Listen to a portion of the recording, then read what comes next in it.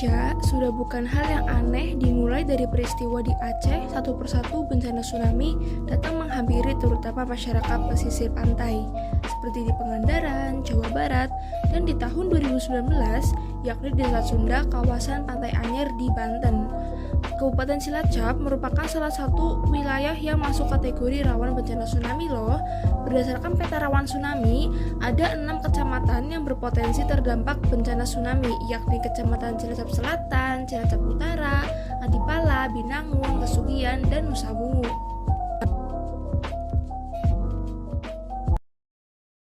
Tsunami dapat diartikan sebagai gelombang laut yang disebabkan oleh gempa bumi dengan pusat di bawah laut.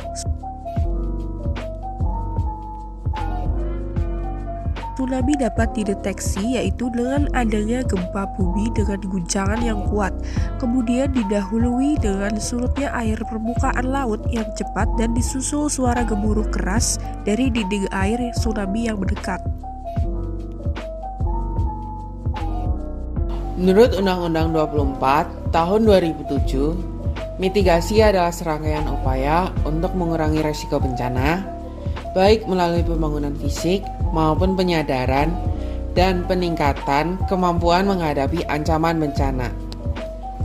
Untuk kali ini kita akan membahas mitigasi bencana tsunami. Ini dia 3 tahapan mitigasi tsunami. Sebelum terjadinya tsunami atau setelah terjadinya gempa bumi. 1. Ketahuilah tanda-tanda sebelum tsunami.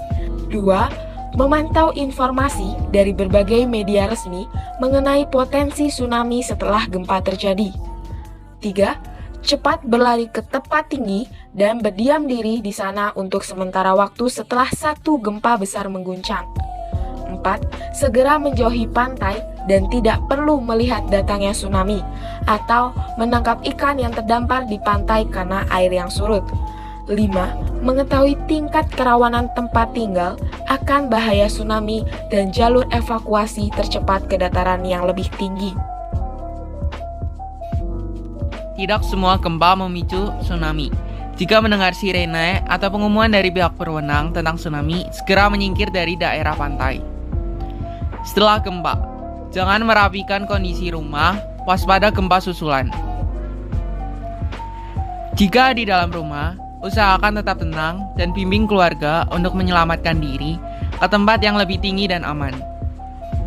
Jika telah sampai ke daerah tinggi, bertahanlah di sana karena biasanya gelombang selanjutnya lebih besar. Dan kelima, apabila kita berada di kapal atau perahu yang tengah berlayar, upayakan untuk tetap berlayar dan menghindari wilayah pelabuhan. 6. Bagi kita yang melakukan evakuasi menggunakan kendaraan dan terjadi kemacetan, segera kunci dan tinggalkan kendaraan serta melanjutkan evakuasi dengan berjalan kaki. 7. Hindari jalan melewati jembatan. Kita dianjurkan untuk melakukan evakuasi dengan berjalan kaki. 8. Jangan kembali sebelum keadaan dinyatakan aman oleh pihak berwenang, karena ditakutkan akan terjadi tsunami susulan.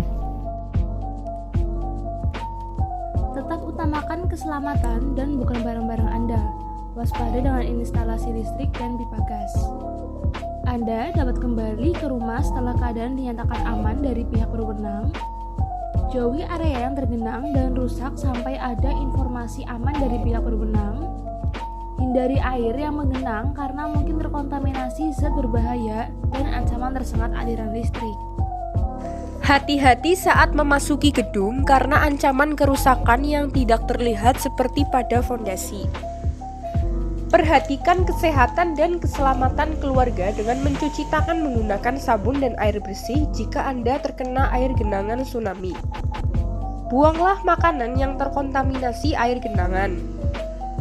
Dengarkan berita atau informasi mengenai kondisi air serta di mana mendapatkan bantuan tenda darurat, pakaian, dan makanan.